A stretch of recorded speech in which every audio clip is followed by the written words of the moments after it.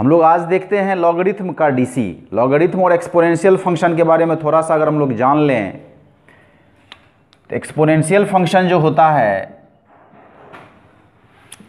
जैसे e to the power x होता है, तो e to the power x में ये जो e होता है इसको हम लोग यूलर्स नंबर कहते हैं,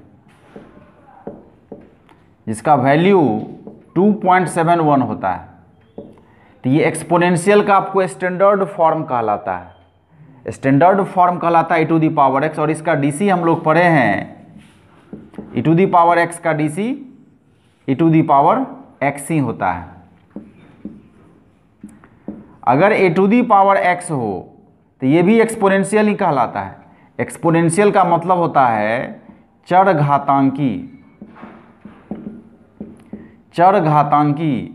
और चर घातांकी का मतलब हो गया कि घात में चर का होना, घात में वेरिएबल का होना जो है वो चर घातांकी कहलाता है। तो ये स्टैंडर्ड फॉर्म नहीं होता है, स्टैंडर्ड फॉर्म हम लोग ई को बोलते हैं। तो इस तरह के फॉर्म का डीसी निकालने के लिए हम लोगों को लॉग लेना पड़ता है। तो लिखेंगे लॉग लेने पर, तो ये log y is equal to log a to the power x होगा। तो जब x पीछे आएगा तो x इंटू लॉग ए हो जाएगा। तो इसका जब डीसी हम निकालेंगे, डिफ्रेंशिएट करेंगे विद रिस्पेक्ट टू x, तो लॉग के कारण डीसी होगा 1/y और y के कारण डीसी हो जाएगा dy/dx।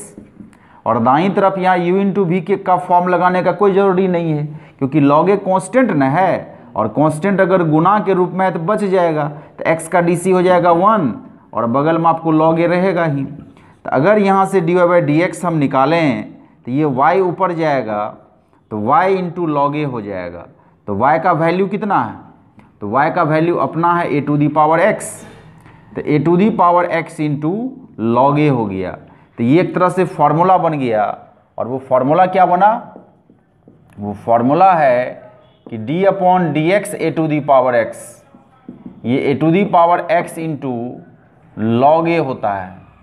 a to the power x का DC a to the power x into log a होता है। एग्जाम्पल देखिए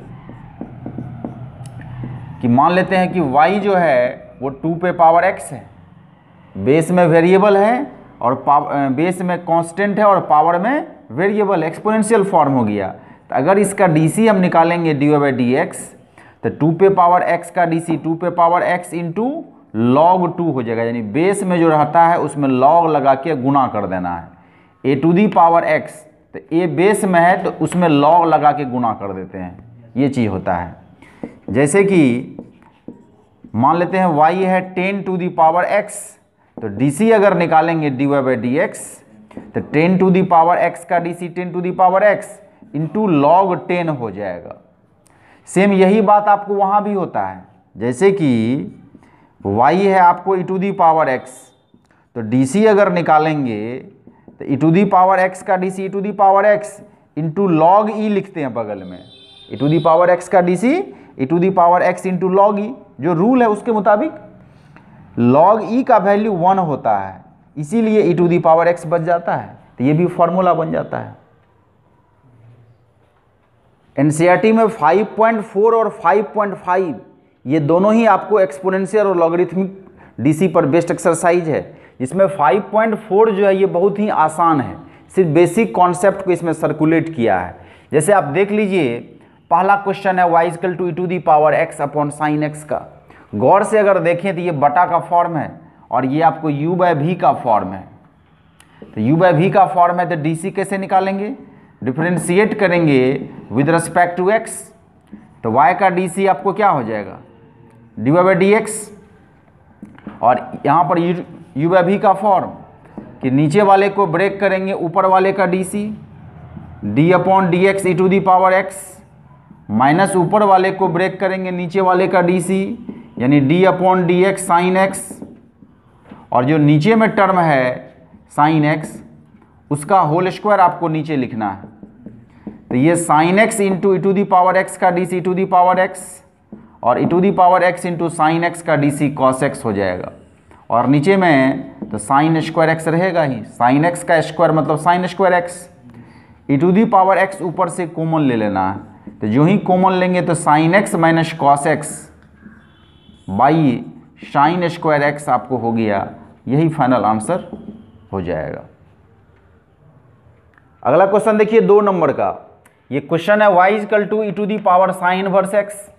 अगर यहाँ पर हम लोग इसको देखें तो ये बेस में जो है ये फर्स्ट फंक्शन होगा और ये पावर में जो है ये सेकेंड फंक्शन होगा। एक्सपोनेंशियल टर्म में पावर को ई को हम लोग पहले देखेंगे और पावर में जो रहता है उसको बाद में देखेंगे। अगर इसका डीसी हम निकालें, डिफरेंशिएट करें इसको x के सापेक्ष, तो y का DC d y by d x होगा, पहले e के कारण तो e to the power x, e to the power x का DC e to the power x होगा, और इसको अगर ढक लें तो साइन इनवर्स x का DC 1 upon under root 1 minus x square हो जाएगा, 1 minus 1 by under root 1 minus x square हो जाएगा। तो यही आपको आंसर हो जाएगा, e पे power sine inverse x by under root 1 minus x square, यही आंसर हो गया। अगला क्वेश्चन देख रहे हैं, ये चौथा क्वेश्चन है, sine tan inverse e to the power minus x.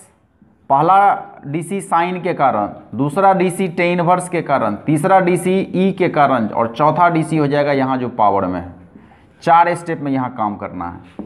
तो जब डीसी निकालेंगे इसका x के सापेक्ष, तो y का DC d y by d x होगा, साइन का डीसी होगा कॉस, और अंदर में जो भी है वो इसके लिए x का काम कर रहा है। ये पूरा का पूरा जो है वो साइन का x हो गया, तो साइन x का डीसी कॉस x।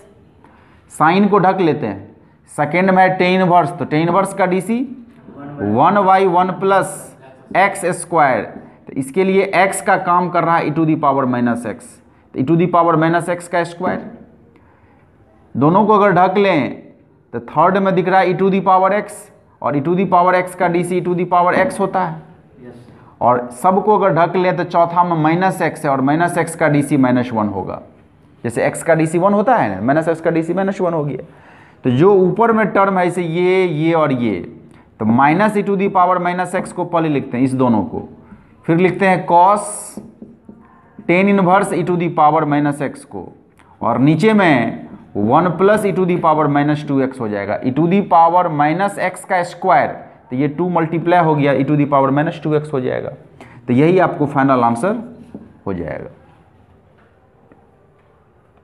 अगला क्वेश्चन ले रहे हैं ये 6 नंबर का। ये 6 नंबर का क्वेश्चन है, e to the power x, e to the power x square, बीच में टर्म गैप किया है, तो वहाँ एक्स स्क्वायर के बाद e to the power x cube, e to the power x4, e to the power x5 ऐसे term दिया हुआ है। तो सबको क्या किए, लेट कर लिए हुआ है। करना क्या है सो देखिए, अगर इसका डीसी आप निकालते हैं, डिफरेंशिएट करेंगे x के सापेक्ष में, तो y का DC d y by d x होगा, e to the power x का DC e to the power x, और x का डीसी 1 होता है जिसको लिखते नहीं है। यहाँ पर पहला डीसी ई के कारण, तो e to the power x का e to the power x, ये एक्स स्क्वायर जो है वो ई के लिए x का काम करेगा, तो e to the power x का e to the power x। लेकिन जो ही ई को ढके एक्स स्क्वायर दिखा, और एक्स स्क्वायर का डीसी हो जाएगा 2x। E to the power x का e to the power x, और ई को अगर ढक लें तो एक्स क्यूब का हो जाएगा 3x square. E to the power x का e to the power x, और फिर x4 का 4x क्यूब हो जाएगा, और e to the power x का e to the power x होगा, और x5 का हो जाएगा 5x टू दी पावर 4। मतलब मेन स्टेप आपको यही हुआ। अब जो स्टेप लिख रहे हैं वो अरेंज करना हुआ, जैसे कि e to the power x plus इस 2x को आगे लिखना है, 2x e to the power x square, इसमें 3x स्क्वायर को लिखते हैं पहले, 3x square e to the power x cube, इसमें 4x क्यूब को पहले लिखते हैं ई टू दी पावर x4, और इसमें 5x टू दी पावर 4 को पहले लिखते हैं ई टू दी पावर x5 हो जाएगा।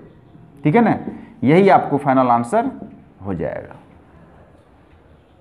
अगला क्वेश्चन ले रहे हैं, ये 7 नंबर का क्वेश्चन है। क्वेश्चन क्या है सो देखिए, root e to the power root x, ये रूट हो गया फर्स्ट फंक्शन, ये ई होगा सेकेंड फंक्शन, और ये पावर का रूट जो है ये थर्ड फंक्शन होगा। 3 स्टेप में जो है हमें यहाँ काम करना है। तो डीसी जब निकालेंगे इसका x के सापेक्ष, तो y का DC d y by d x होगा। इस रूट के कारण ये पूरा अंदर का x हो गया, तो रूट x का तो 1/2 रूट ई पे पावर रूट x, इस रूट को अगर ढक लें तो सेकेंड में ई दिख रहा है तो e to the power x का e to the power x, और इस दोनों को अगर ढक लें तो रूट एक्स दिख रहा है थर्ड में, और रूट एक्स का डीसी 1/2 रूट एक्स होता है। चेन रूल जो श्रृंखला वाला नियम पढ़े थे वही रूल इसमें चल रहा है। तो जो टर्म यहाँ रूट में है वही टर्म यहाँ रूट से बाहर है, इसीलिए इससे कट करके ये रूट ऊपर चल जाएगा, तो 1/2 into root e to the power root x हो जाएगा, और बगल में जो टर्म है 1/2 रूट एक्स वो तो रहेगा ही। तो ये ऊपर का टर्म हो गया, तो ये दोनों नीचे का टर्म हो गया, तो root e to the power root x और नीचे हो जाएगा 4 रूट एक्स। यही आपको फाइनल आंसर हो जाएगा। x बाय रूट एक्स अगर है तो x को हम root x into root x लिख सकते हैं, किसी भी संख्या को डबल रूट के गुणनफल के रूप में लिख सकते हैं। तो एक टर्म जब कट जाएगा तो क्या होगा, रूट एक्स बचेगा, यानी रूट एक्स से x कैंसिल हो गया तो ऊपर में रूट एक्स बचेगा। इसी रूल का यहाँ फॉलो किए कि ये टर्म रूट में है और ये टर्म बिना रूट में है, तो इससे ये कट गया तो रूट का टर्म ऊपर चल गया। बेसिक रूल यही है। अगला क्वेश्चन ले रहे हैं, एक 8 नंबर का क्वेश्चन। ये लॉग के अंदर में लॉग दिया हुआ है, तो इस लॉग को फर्स्ट फंक्शन मानेंगे तो इस लॉग को सेकेंड फंक्शन मानेंगे। इस लॉग के लिए ये x का काम करेगा, तो जब डीसी निकालेंगे इसका डिफरेंशिएट करेंगे x के सापेक्ष तो dy/dx होगा। तो इस लॉग के कारण ये हो गया x, तो log x का डीसी 1/x है कि नहीं। इस लॉग को जब ढक लेंगे तो इस log x का डीसी 1/x, इसके लिए ये x है इसीलिए नीचे आ गया, और इसको जब ढक लिए तो इस लॉग का अंदर का पार्ट आर्गुमेंटल पार्ट हो गया x, इसलिए log x का डीसी 1/x हो गया, और लास्ट में x का डीसी 1 होता है जिसको लिखते तो नहीं है। तो यही हो गया 1/x log x जो है वही इसका आंसर हो गया। लॉग का जो मेन एक्सरसाइज एनसीईआरटी में दिया हुआ है वो एक्सरसाइज है 5.5। तो 5.5 में लॉग का कुछ प्रॉपर्टीज भी हम लोगों को देखना है, क्योंकि उसका हम लोग यूज़ करते हैं 5.5 में। तो देख लेते हैं लॉग का कुछ प्रॉपर्टीज, देख लेते हैं लॉग के कुछ प्रॉपर्टीज को। जैसे कि आपको ध्यान रखना है कि लॉगरिथम जो होता है, लॉगरिथम को LOG या LN से सूचित किया जाता है। लघुगणक जिसको बोलते हैं, लघुगणक, लॉगरिथम को हिंदी में लघुगणक कहा जाता है। इसका वैल्यू भी हम लोग निकालते हैं वैल्यू चार्ट के द्वारा, लॉग एंटी लॉग में, और इसका आप लोग केमिस्ट्री में काफ़ी ज़्यादा यूज करते होंगे, लेकिन यहाँ थोड़ा सा हम लोग बेसिक प्रॉपर्टीज को केवल जानेंगे। लॉग जो होता है वो आता है घातांक से, लॉग आता है घातांक से। कैसे, सो देख लीजिए। जैसे कि 10 स्क्वायर है 100 होता है, 10 का स्क्वायर 100 होता है, हम लोग जानते हैं। इसको अगर लॉग में लिखने की बारी आएगी, इसको लिखेंगे log 100 to the base 10 is equal to 2, ऐसे लिखते हैं। log 100 यानी कि जो यहाँ आउटपुट होता है उसका log, इस बेस पर जो पावर होता है वो बाहर निकल आता है। ऐसा अगर होगा तो इसको हम इस फॉर्म में लिख सकते हैं। जैसे कि 2 क्यूब 8 है, इसको log में अगर लिखना हो तो लिखेंगे log 8 to the base 2 is equal to 3, यानी 8 का log 2 बेस पर 3 होता है, पावर जो है वो आउटपुट हो जाता है। ये घातांक जैसे सही है, घातांक को दूसरे फॉर्म में लिखने का तरीका है लघुगणक। जैसे कि इसी को अगर लिखें a to the power n is equal to b, इसको log फॉर्म में लिखेंगे log b to the base a is equal to n। b का log a बेस पर n होता है, ये आपको ध्यान रखना है। इसमें ये जो b होता है, b को बोलते हैं आर्गुमेंट,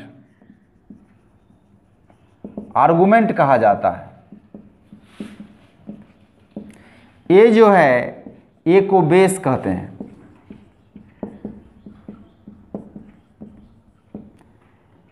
बी के बारे में ध्यान रखना है कि बी जो होता है वो बी 0 से बड़ा होता है। ए जो बेस होता है वो ए बेस भी जो है वो 0 से बड़ा होगा। लेकिन एक रेस्ट्रिक्शन क्या होता है कि ए जो है वो 1 नहीं होगा।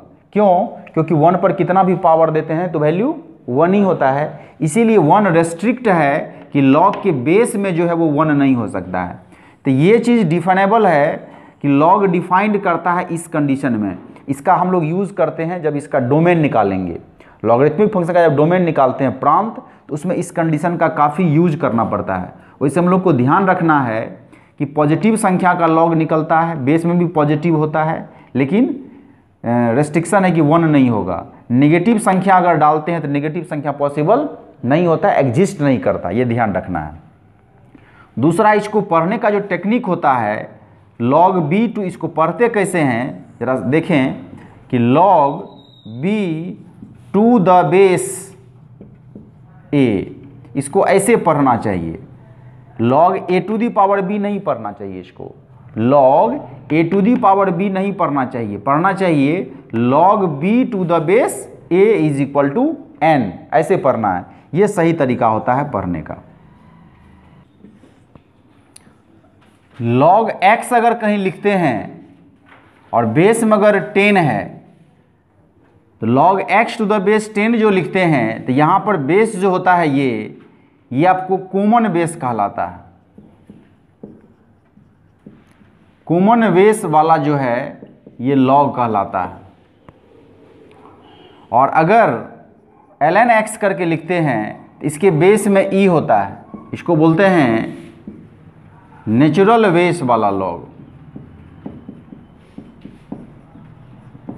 नेचुरल बेस वाला लॉग होता है जब बेस में ई लिखते हैं। ई क्या है पते है? यूलर्स नंबर है जिसका वैल्यू 2.71 होता है। तो ये ln ऐसा नहीं होता है कि ln कोई दूसरा चीज़ होता है। ln x भी लॉग ही होता है, लेकिन उसके बेस में ई लिखा जाता है। और लॉग जो होता है उसके बेस में 10 लिखा जाता है। लेकिन है क्या कि आप लोगों के स्टैंडर्ड में अगर log भी लिखा हुआ है तो उसमें बेस ई ही मान के चला है। लेकिन अमूमन कहीं अगर log लिखा हुआ है, बेस में कुछ नहीं लिखा है, तो बेस में 10 समझना चाहिए, लेकिन आप लोगों के स्टैंडर्ड में वहाँ ई समझना है। समझ रहे हैं?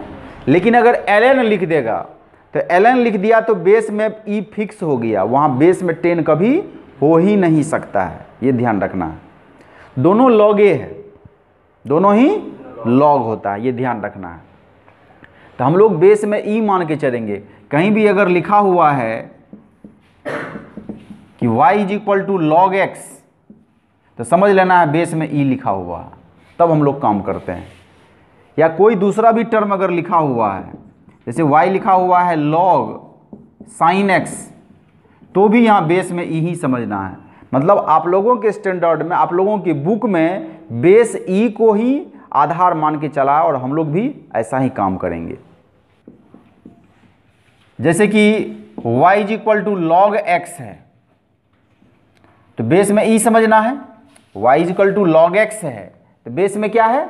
ई है, नहीं है कुछ तो इसका जो dc है, हम लोग डिफरेंशिएट अगर करेंगे इसे, तो y का dc क्या हो जाएगा? dy/dx होगा। तो log x का dc 1/x होता है, ये ध्यान रखना है। log x का dc 1/x होता है, जबकि बेस में ई रहे तब। अगर बेस में ई नहीं बल्कि दूसरा टर्म अगर हो तो फिर वहाँ प्रॉपर्टी लगा के काम करना पड़ता है। जैसे कि क्या सो बताते हैं,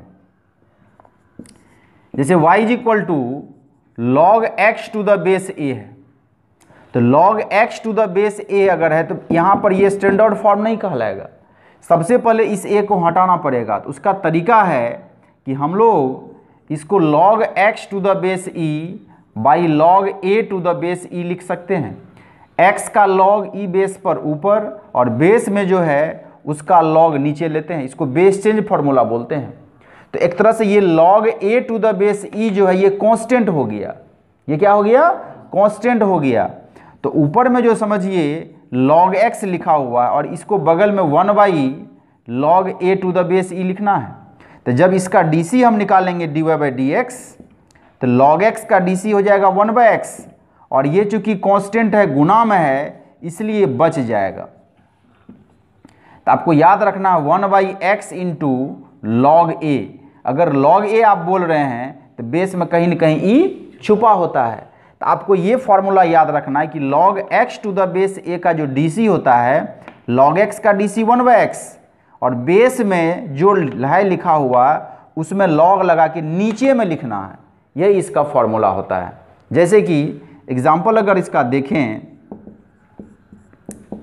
कि y अगर log x to the base 5 है, log x to the base 5 है, और इसका DC हमें निकालना है dy/dx, तो log x का DC 1/x होगा, बेस में क्या है 5, तो log 5 लिख कर लगा करके नीचे में आपको मल्टीप्लाई कर देना है, यही आपको फाइनल आंसर हो जाएगा।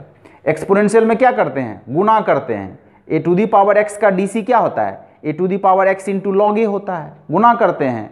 एक्सपोनेंशियल में गुना होता है, और लॉगरिथम के DC में क्या होता है, डिवाइड हो जाता है।